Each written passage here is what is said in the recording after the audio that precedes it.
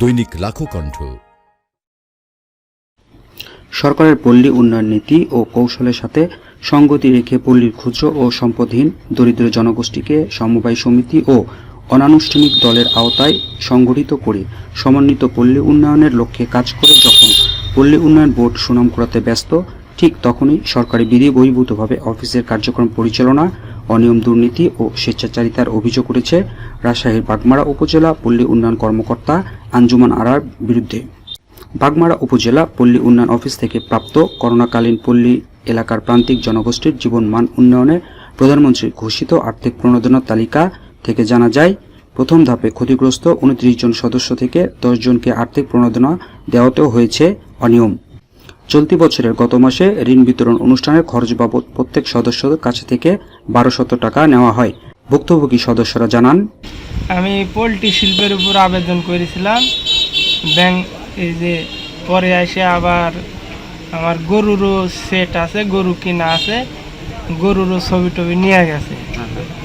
এখন পোলট্রি শিল্পের উপর প্রথমে বলছিল যে 1.5 লক্ষ টাকা পাশে আসছে, পরে বললো কেন আরও 50,000 বাড়া দিবেন, 2 লক্ষ দিবেন।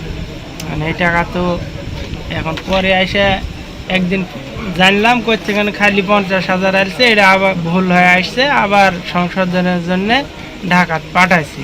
অফিস খরচ বাবদ ওই যে উদ্বোধনী করতে বা অফিসের যে ফর্ম টরম হাবি জাবি এসব করতে যে অফিস খরচ, এরই 1200 টাকা চাইছে, আমরা 1200 টাকা। এটা ওরা বলেছে যে প্রত্যেক সদস্যর কাছ থেকে আমরা 1200 টাকা করে নিছি। এটা 30 জনের কথা বলেছে যে 30 জন সদস্য অনুষ্ঠান বা আমাদের যে ফরম টরম করতে লাগবে, এই সব মিলে 1200 টাকা করে ধরেছি। না, দরখাস্ত দিইনি, আমার ঋণের জন্য।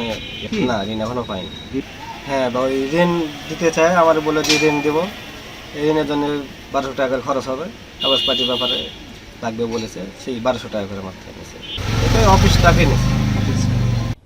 সদস্যদের আনিত অভিযোগের বিষয়ে বাগমারা উপজেলা পল্লী উন্নয়ন কর্মকর্তা আঞ্জুমান আরা বলেন, এটা হচ্ছে তাদের ফাইল রেডি করতে যে টাকাটা খরচ হয় সেই টাকাটা নেওয়া হয়েছে।